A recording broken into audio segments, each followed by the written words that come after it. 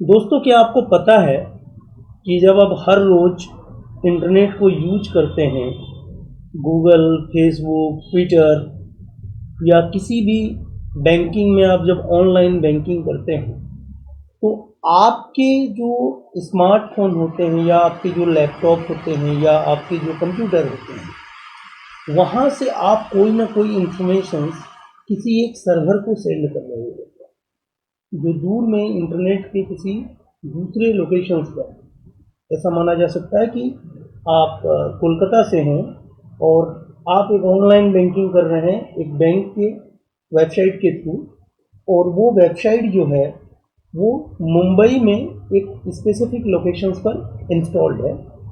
उस specific locations को technical term के हिसाब से यदि बोलें तो हम लोग डेटा सेंटर बोलते हैं।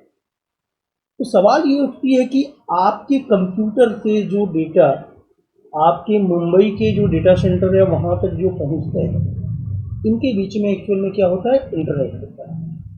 और इंटरनेट का मतलब ये होता है कि आप एक कनेक्शंस किसी सर्विस प्रोवाइडर का यूज कर रहे होते हैं, भले ही वो आपके मोबाइल सर्विस प्रोवाइडर हो सकते हैं लाइक जियो, एयरटेल या वोडाफोन, या आप किसी ब्रॉडबैंड प्रोवाइडर जो हैं, ठीक है, ये कंपनियां भी ब्रॉडबैंड देती हैं, इनके अलावा भी बहुत सारी कंपनियां हैं जो ब्रॉडबैंड प्रोवाइड करती है, उनके कनेक्शंस को यूज कर रहे होते हैं। तो आप जब कोई इंफॉर्मेशन आप अपनी कंप्यूटर से इंटरनेट के किसी सर्वर को सेंड करते हैं, भले ही वो आपके बैंक की किसी सर्वर के पास हो सकता है या गूगल के सर्वर के पास हो सकते हैं या फेसबुक के सर्वर के पास हो सकते हैं, तो आपके कंप्यूटर या आपके स्मार्टफोन से वो डेटा उस सर्वर तक सबसे बेस्ट वे में किस तरह से रीच कर सकता है, इनका सिलेक्शन कहीं ना कहीं होता है। और ये सिलेक्शंस को करता कौन है? इस सिलेक्शंस को करने की जो जिम्मेवारी होती है वो हमारे एक स्पेशल टाइप के डिवाइस के होते हैं, जिनको हम लोग नेटवर्क के टर्म में बोलें तो राउटर कहते हैं। ये राउटर की ही रिस्पॉन्सिबिलिटी होती है कि वो सेलेक्ट करे कि एक सोर्स से एक डेस्टिनेशन तक पहुंचने का सबसे बेस्ट, सबसे बढ़िया वाला रास्ता कौन से होता है। और ये जो रूट की सिलेक्शंस होती है, जिस रूट से होते हुए वो इंफॉर्मेशन उस सर्वर तक जाएगी, इस इंटायर प्रोसेस को आईपी के टर्म में यदि बोला जाए तो इसको आईपी राउटिंग प्रोसेस के नाम से जाता है। तो नमस्कार दोस्तों, आज हम लोग आईपी राउटिंग के बारे में समझने वाले हैं कि आईपी राउटिंग एक्चुअल में है क्या, किस तरह से काम करता है। जैसा कि आप अपने डायग्राम में देख पा रहे हैं, यहाँ पर ये कंप्यूटर है। थोड़ी देर के लिए मान लेते हैं कि ये आपकी कंप्यूटर है और यहाँ से बैठ के हम इस पर्टिकुलर एक कंप्यूटर को एक्सेस करना चाहते हैं। तो यहाँ से इस जगह से इस जगह तक, ये जहाँ से आपकी डेटा की ओरिजिन हो रहा है, इसको हम लोग सोर्स कहते हैं, ठीक है। और जहाँ पर आपके डेटा पैकेट को सेंड किया जाएगा, इनको हम लोग डेस्टिनेशंस कहते हैं। तो आपके सोर्स से डेस्टिनेशंस तक पहुँचने के लिए सबसे बेस्ट पॉसिबल वे क्या हो सकता है, ये आपके जो राउटर होते हैं उनको सिलेक्शंस करना होता है। तो टिपिकली काम कैसे करेगा, उदाहरण के लिए मान लेता हूँ, इस कंप्यूटर की एक एड्रेस है जिनको हम लोग आईपी एड्रेस कहते हैं, लाइक 1.1.1, और इस कंप्यूटर की भी, जिसका मैं एक नाम यहाँ पर दे देता हूँ, लाइक example.com, इसकी भी एक एड्रेस है लाइक 2.2.2, ठीक है। तो 1.1 आपके सोर्स हो गए और 2.2 आपके डेस्टिनेशंस हो गए, यानी कि आपके कंप्यूटर जिस पर्टिकुलर एक कंप्यूटर को डेटा को सेंड करना चाहता है, उनके इंटरनेट का जो एड्रेस है वो है 2.2.2। अब होंगे क्या, सबसे पहले आपके कंप्यूटर क्या करेंगे, एक डेटा पैकेट को क्रिएट करेंगे। डेटा पैकेट को आप ऐसे समझ सकते हैं कि जैसे हम लोग रियल टाइम वर्ल्ड में आप एक कोई लेटर किसी अपने दोस्त को सेंड करना चाहते हैं, तो सबसे पहले आपको क्या करना होता है, एक खाली पेज में आप जो भी लिखना चाहते हैं, आपके मैसेज उसमें होते हैं, फिर उनको एक प्रॉपर एनवलप किया जाता है और उसमें भेजने वाले के एड्रेस को हम लोग फॉर्म में डालते हैं और जहाँ पर सेंड किया जाता है उनको टू में डालते हैं।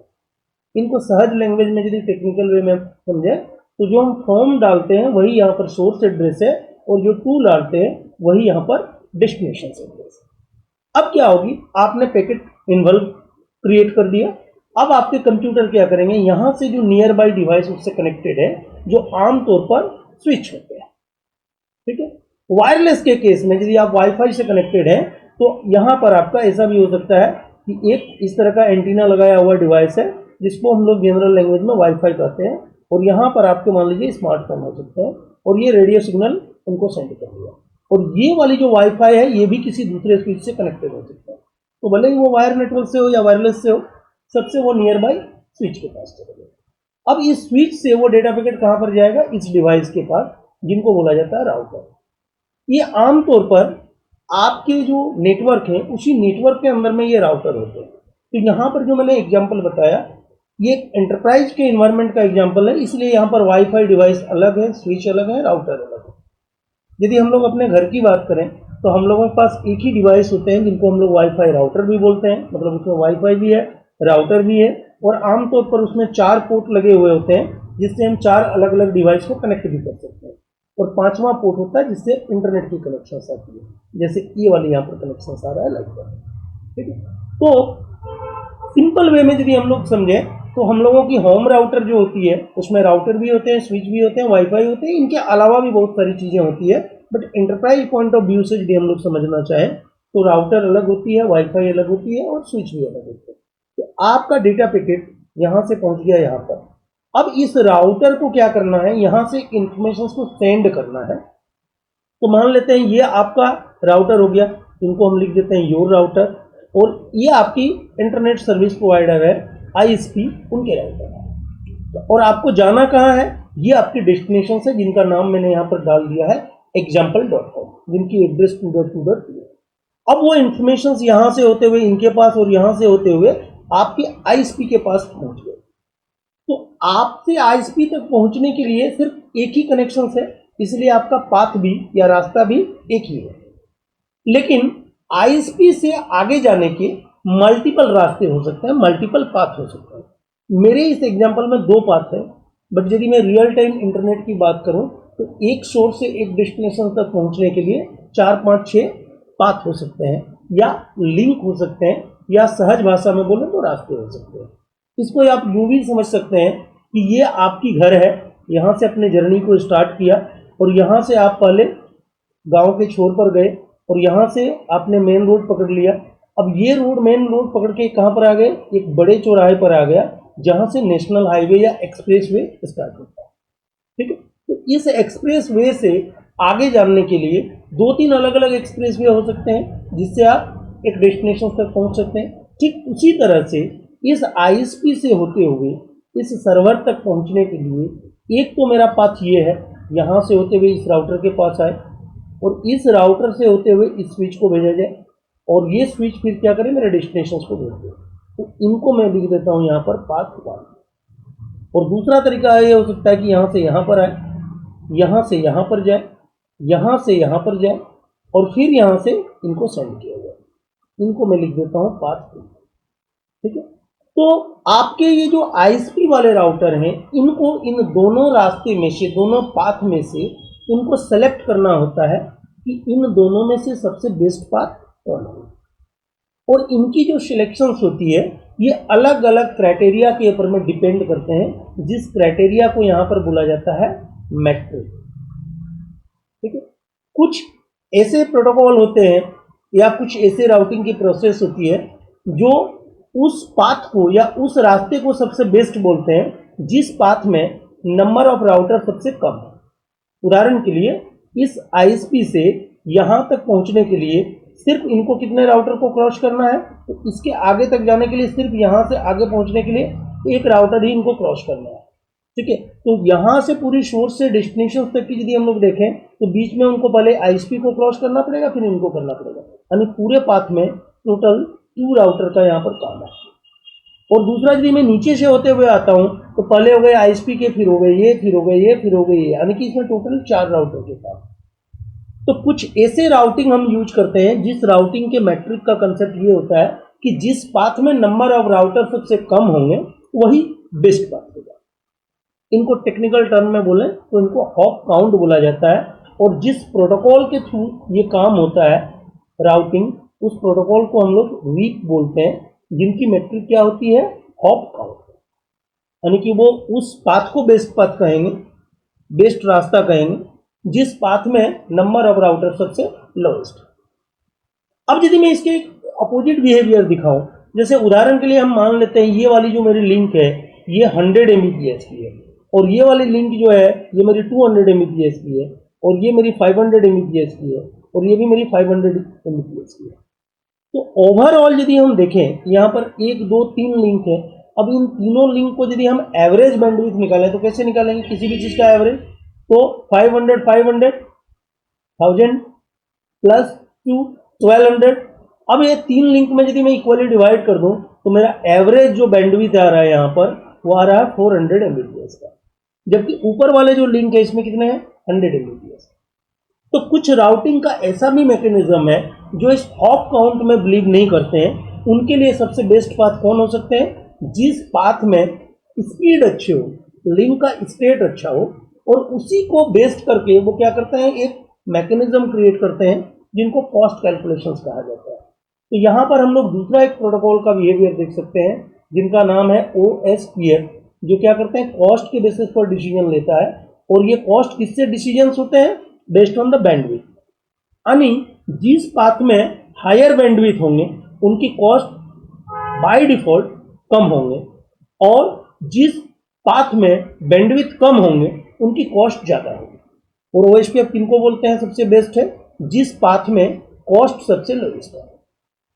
यानी इन दोनों पाथ में कौन से बेस्ट पाथ होंगे ये डिपेंड करेगा कि किस तरह के राउटिंग प्रोटोकॉल को हम यूज करते हैं। इसको सहज में हम ऐसे भी समझ सकते हैं कि आप एक जगह से दूसरे जगह जाना चाहते हैं। अब आपके पास 2 रास्ते हैं, एक शॉर्ट का रास्ता है जो 30 किलोमीटर है, और एक थोड़ा लॉन्ग रास्ता है बट हाईवे है वो 50 किलोमीटर है, और आप अपने हाथ में एक बजाज का M80 लेके खड़े हैं। तो स्वाभाविक बात है आप देखेंगे कि भाई मैं शॉर्ट वाले रास्ते को चूज करता हूँ, क्योंकि हाईवे में भी जाएंगे तो ये 100-200 किलोमीटर की स्पीड में तो दौड़ेगी नहीं, वो तो वही 30-40 की स्पीड में ही दौड़नी है। तो जो शॉर्ट वाला रास्ता है यानी कि जिसकी डिस्टेंस कम होगा उनको आप बेस्ट कहेंगे।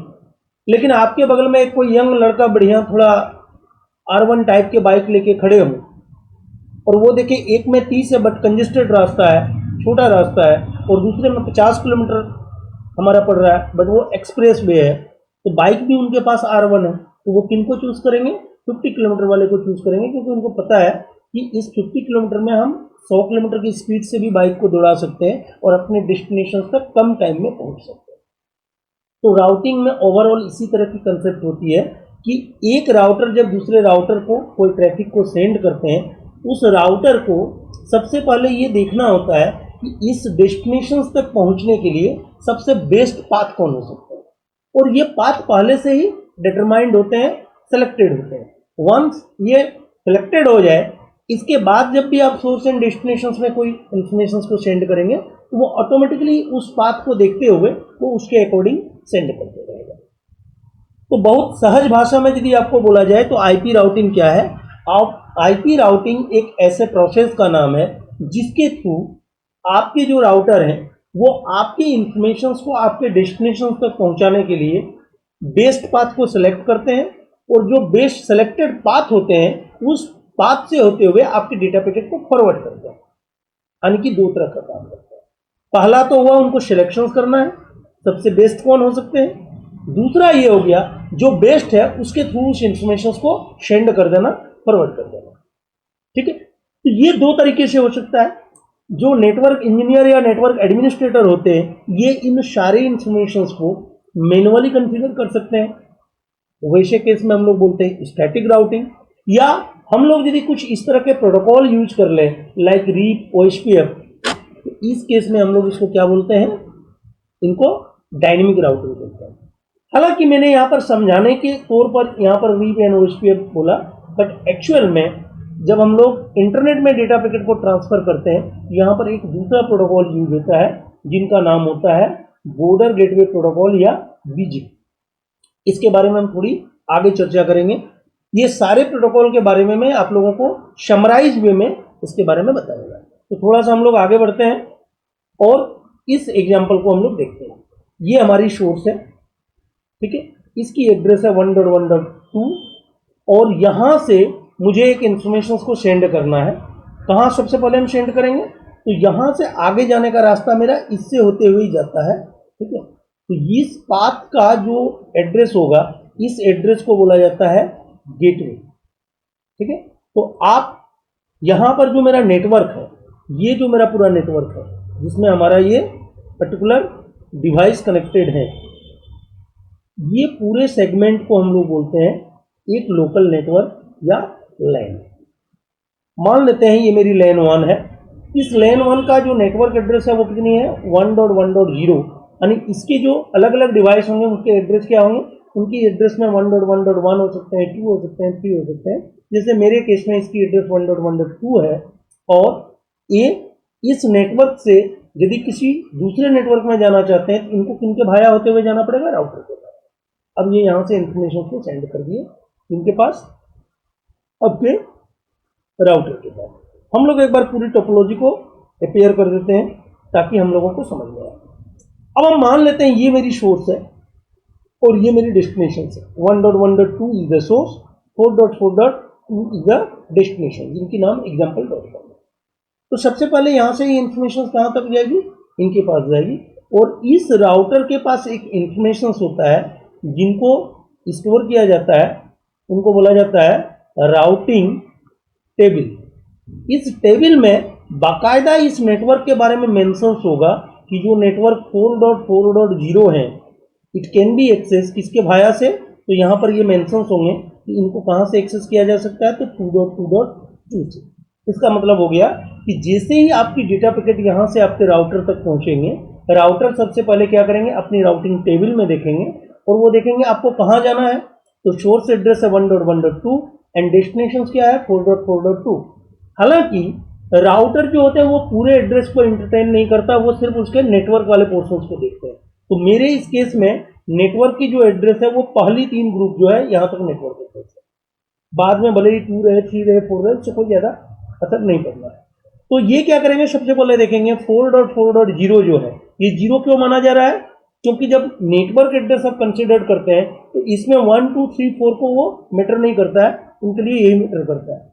और जिसमें ये वाले लास्ट एड्रेस जो होस्ट का पोर्शन है उसमें कोई वैल्यू नहीं हो, वो पर्टिकुलर उस पूरे नेटवर्क के एड्रेस होते हैं, यानी कि यहाँ पर इस पूरे नेटवर्क को रिप्रेजेंट करने का एड्रेस है, ठीक है। तो इनको पता है कि आपको कहाँ जाना है, 4.4.2 के पास। ओके, तो 4.4.40 का नेटवर्क है कहाँ पर है, 2.2.2। तो वो क्या करेंगे, ये राउटर सिंपली आपको सेंड कर देंगे। अब इस राउटर के पास भी एक इसी तरह का टेबल होगा।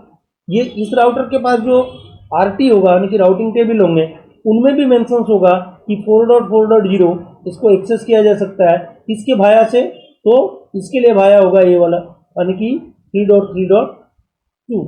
अब आपके ए राउटर क्या करेंगे, यहाँ से फॉरवर्ड कर देंगे इनको, ठीक है। और ये जो लास्ट राउटर है इनके पास भी एक राउटिंग टेबल होते हैं, मैं शॉर्ट में यहाँ पर आरटी लिख रहा हूँ, जिनके पास मेंशन होगा कि 4.4.0 ये कहाँ पर है, तो ये कोई भाया से नहीं है बल्कि ये हमसे डायरेक्ट कनेक्ट है। किस इंटरफेस से, तो हर इंटरफेस का एक नाम होता है। जैसे यहाँ पर हम मान लेते हैं ये है FA0/0, तो यहाँ पर मेंशन होंगे FA0/0। तो ये राउटर अब क्या करेंगे, उस इंफॉर्मेशन को इस पोर्ट के पास भेज देंगे और यहाँ से होते हुए आपके डेस्टिनेशन के पास आएगा। तो जैसे यहाँ से यहाँ तक पहुँचने के लिए हर राउटर के टेबल में ये इंफॉर्मेशन होनी चाहिए, ठीक उसी तरह से जब ये यहाँ से रिटर्न भेजेंगे तो इनके लिए डेस्टिनेशन कौन होगा, 1.1.2। तो इनके टेबल में वो भी मेंशन होंगे कि 1.1.1.0 जो नेटवर्क है वो किसके थ्रू मिल सकता है, तो भाया 3.3.1 के थ्रू मिल सकता है, ठीक है। उसी तरह से इनके टेबल में होंगे कि 1.1.1.0 जो है वो किसके भाया के थ्रू मिल सकता है, तो इनके पास भाया में होगा 2.2.1 के थ्रू मिल सकता है। और इनके राउटिंग टेबल में होगा, इनको भी मैं FA0/0 मान लेता हूँ, तो इनके टेबल में क्या होगा 1.1.0 जो है ये कहाँ पर है, तो डायरेक्ट कनेक्ट है इस इंटरफेस से FA0/0 से। अब जब वो पैकेट यहाँ से रिटर्न आएगी तो यहाँ से जाएगी सबसे पहले इस राउटर के पास, फिर से वो राउटिंग टेबल में देखेंगे। अब जब यहाँ से रिटर्न आएगी तो सोर्स एड्रेस होगी 4.4.2 एंड डेस्टिनेशन होंगे 1.1.0। तो सबसे पहले ये अपनी टेबल में मेंटेन करेंगे कि भाई कौन सी मेरी एड्रेस है, तो 1.1.0 है, कहाँ पर मिलेगा, तो 3.3.1 के पास। ये सिंपली क्या करेंगे, यहाँ से भेज देंगे इस राउटर पर। इस राउटर को फिर आगे देखना है, आपको कहाँ जाना है, तो 1.1.2, ठीक है, उसकी नेटवर्क एड्रेस 1.1.0 है, कहाँ पर है, तो भाया 2.2.1 होते हुए, यानी कि ये यहाँ से भेज देंगे इस राउटर के पास, और इस राउटर के पास भी आएंगे तो इनके टेबल में इस तरह का इंफॉर्मेशन होते हैं 1.1.0, ठीक है, और ये जो इंफॉर्मेशन है ये कहाँ पर है, फर्स्ट इथरनेट 0x0 से, यानी कि यहाँ से डायरेक्टली भेज देंगे इस पोर्ट को। अब इस पोर्ट से होते हुए वो आपके डेस्टिनेशन पर है। तो ये जो पूरी प्रोसेस हो रही है, जिसके बेस्ड करके ये इंफॉर्मेशन को फॉरवर्ड किया जा रहा है, किसके बेस्ड करके किया जा रहा है, राउटिंग टेबल में जो रूट है इसके बेस्ड पर।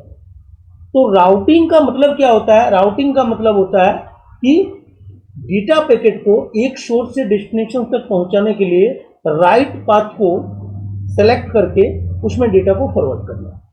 तो पहले तो ये टेबल बनाना है। अब इस टेबल को आप कैसे बनाओगे, आप या तो इनको मैन्युअली कॉन्फ़िगर कर सकते हो, then it is called static routing, या तो आप किसी प्रोटोकॉल के थ्रू ऑटोमेटिकली कर सकते हो, then it is called dynamic routing. दोनों तरीके से ऑटोमेटिकली भी ये डेवलप हो सकते हैं या आप मैन्युअली भी डेवलप कर सकते हो। और फिर राउटर क्या करता है, उस डेटा पैकेट को एक राउटर से दूसरे, दूसरे से तीसरे, तीसरे से चौथे को सेंड कर देगा। ये ओवरऑल प्रोसेस है, इस तरह से राउटिंग काम करता है। अब हम लोग इसके आगे थोड़ी सी और डिटेल को देखते हैं।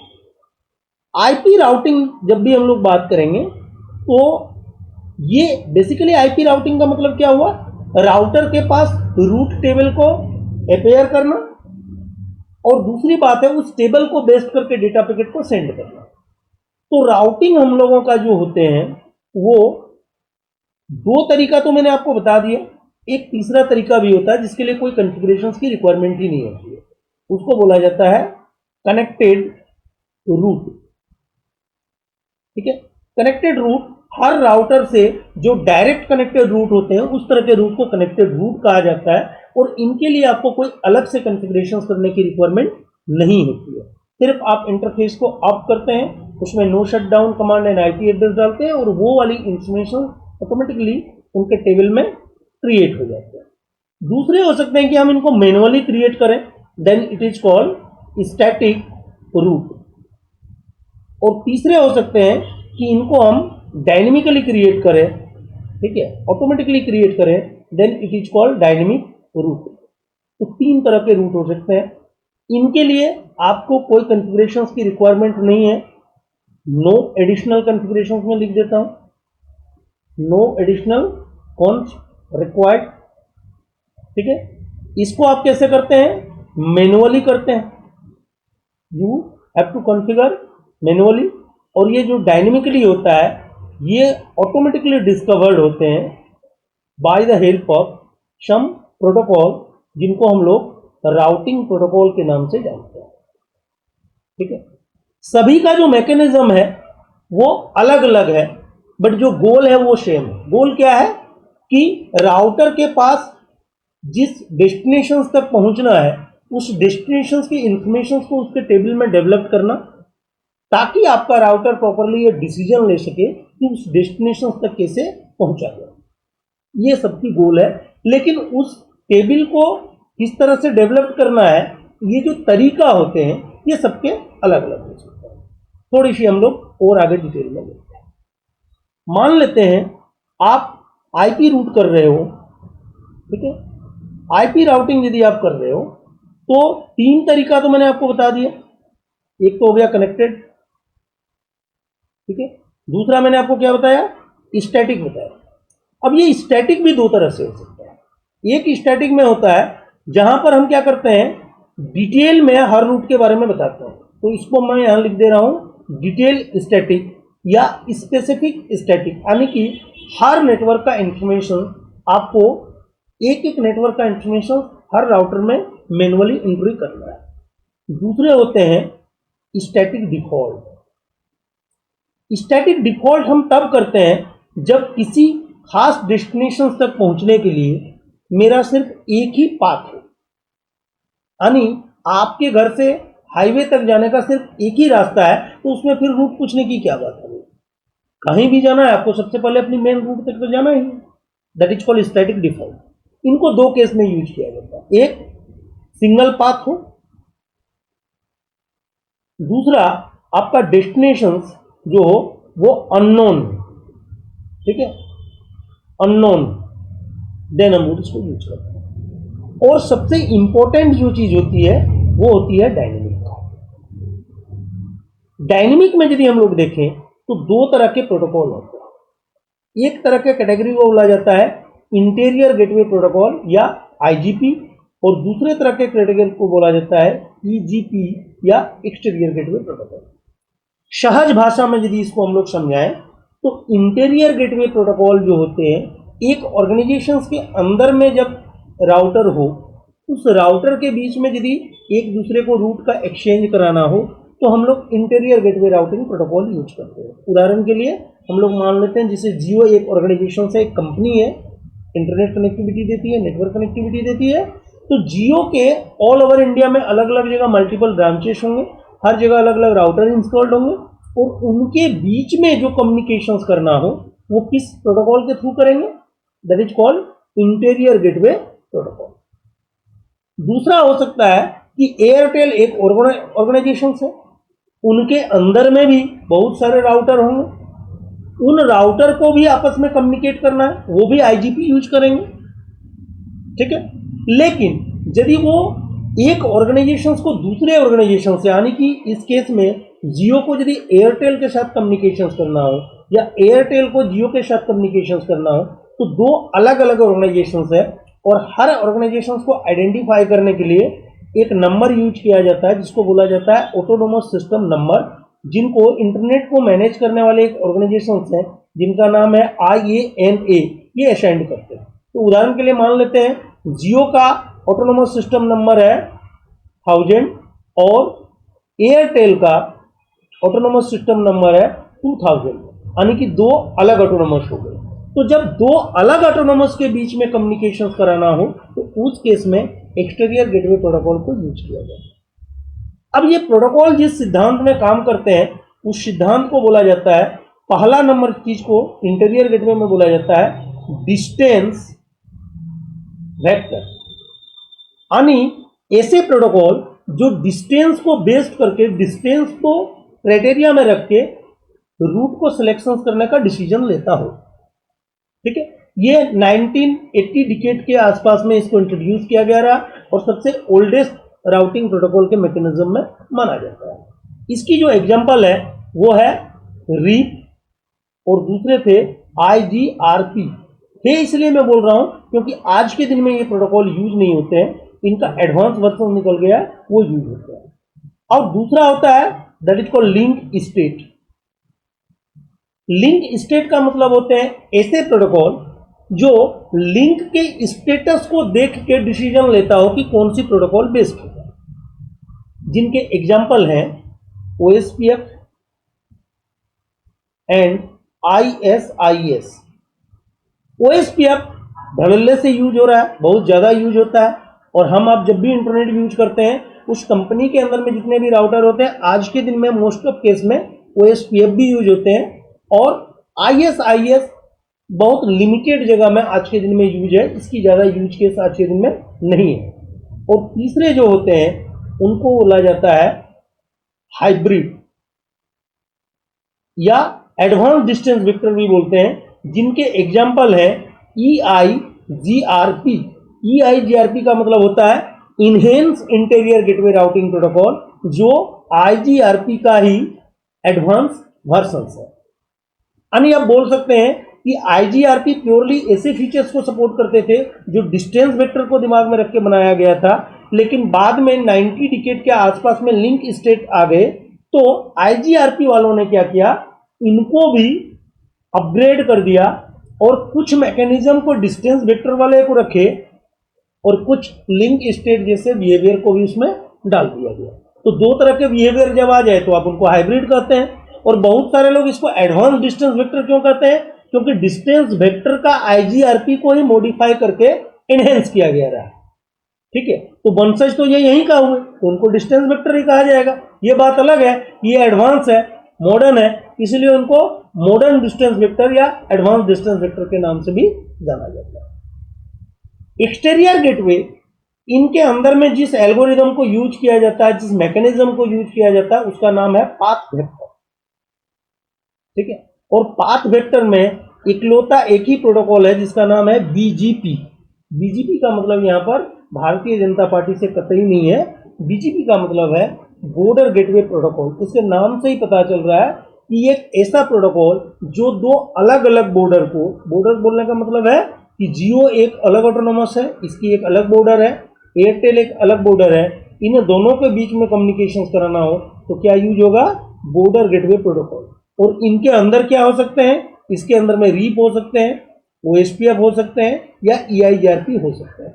हालांकि रीप बहुत पुराना है तो ये अभी ज़्यादा यूज नहीं होते हैं। और ईआईजीआरपी के साथ एक दिक्कत क्या थी कि ये सिस्को की प्रोप्राइटरी थी, यानी सिर्फ ऐसे डिवाइस में ही ये सपोर्ट होता था जिस डिवाइस में मैन्युफैक्चरिंग जो है वो सिस्को से किया हुआ। इसकी सीधी मतलब हो गया कि ऐसे डिवाइस जो एचपी हो, जो नोर्टल हो, जो नेटगियर हो, ठीक है, इस तरह के राउटर या स्विच में इसलिए बोल रहा हूं क्योंकि लेयर 3 स्विच में भी हम राउटिंग कर सकते हैं। वहां पर आपके ईआईजीआरपी फीचर सपोर्ट नहीं करते। हालांकि 2013 में इनको ओपन स्टैंडर्ड कर दिया है। इसका मतलब हो गए हर वो डिवाइस जो 2013 के बाद मैन्युफैक्चरिंग हो रहे हैं उनके पास ये ऑप्शन है कि वो चाहे तो ईआईजीआरपी को भी अपनी डिवाइस में सपोर्ट दे सकते हैं। बट फिर भी यूनिवर्सली सारे डिवाइस में अभी भी ईआईजीआरपी सपोर्टेड नहीं है, भले ही वो 2013 के बाद का ही डिवाइस क्यों नहीं हो। और डेफिनेटली 2013 के पहले वाले में तो होंगे ही। इसका मतलब क्या हुआ? इंटीरियर गेटवे के अंदर में जो सबसे बेहतर चॉइस है वो क्या है? ओएसपीएफ है। और एक्सटीरियर गेटवे के लिए खैर कोई विकल्प ही नहीं है, एक ही प्रोटोकॉल है, वो है बीजीपी। तो आप इसको ऐसा समझ सकते हैं कि राउटिंग जो होते हैं ऑर्गेनाइजेशंस के अंदर में, एक आईएसपी के अंदर में, एक कंपनी के अंदर में, उसकी जो रीढ़ की हड्डी है, बैकबोन है, वो ओएसपीएफ है। और बिटवीन आईएसपी जो होते हैं जिसके थ्रू हम यहाँ से अमेरिका, यूरोप, एशिया, अफ्रीका, अलग अलग जगह जो कम्युनिकेट करते हैं, उनकी जो बैकबोन है वो है बॉर्डर गेटवे प्रोटोकॉल। स्टैटिक का जो यूज केस है वो हम इंटीरियर गेटवे में भी कर सकते हैं, एक्सटीरियर गेटवे में भी कर सकते हैं। आमतौर पर जब हमें इंटरनेट एक्सेस करना हो तो हमारे राउटर से इंटरनेट तक पहुंचने के लिए हम आईएसपी से सिर्फ एक ही इंटरनेट कनेक्शन मान लो रखे हुए हैं तो हम डिफॉल्ट राउटिंग यूज करते हैं। और कई बार क्या होता है कि एक कंपनी के अंदर में 4-5 राउटर लगे हुए हो, कोई बड़ा एंटरप्राइज नहीं हो, तो उस केस में लोग स्टैटिक राउटिंग को भी यूज कर लेते हैं। तो ये राउटिंग की मैंने ओवरऑल आप लोगों से समरी लिखी। आगे की सीरीज में हम अलग अलग राउटिंग के जो मेथड है, लाइक स्टैटिक राउटिंग के साथ डायनेमिक का क्या डिफरेंस है, कहाँ पर स्टैटिक यूज होना चाहिए, कहाँ डायनेमिक यूज होना चाहिए, डिफरेंट आईजीपी जो है उनकी यूज केस क्या है, बॉर्डर गेटवे प्रोटोकॉल का यूज केस क्या है, समराइज वे में मैंने यहाँ पर आपको समझाया। आगे हम लोग राउटिंग से रिलेटेड और भी कुछ स्पेसिफिक वीडियो बनाएंगे। लेकिन यदि आप कंप्लीट चीज़ों को एज ए प्रोफेशनल लर्न करना चाहते हैं तो हम लोग इसकी online live instructor led classes भी कंडक्ट करते हैं। नीचे जो कॉन्टैक्ट नंबर मेंशन है, इन नंबर में से आप फ़ोन करके कॉन्टैक्ट करके हमसे सीधे जुड़ सकते हैं और हमारी ऑनलाइन लाइव क्लास को अटेंड कर सकते हैं। आप चाहें तो कोलकाता में हमारी ऑनलाइन ट्रेनिंग इंस्टीट्यूशन के अलावा भी फिजिकल क्लासरूम ट्रेनिंग्स है जो कोलकाता के 2 अलग अलग हिस्से में ऑपरेट करते हैं। आप हमारे क्लासरूम के लिए भी आके ज्वाइन कर सकते हैं। उम्मीद करता हूँ ये इंफॉर्मेशन समराइज वे में आप लोगों के लिए हेल्पफुल होगा, राउटिंग को समझने में थोड़ी हेल्प करेगी। नए कुछ इंफॉर्मेशन को कलेक्ट करके मैं आप लोगों के सामने फिर बहुत जल्द हाजिर होता हूँ। तब तक अपना रखिए बहुत बहुत ख्याल। मिलते हैं नए वीडियो में। जय हिंद, जय भारत।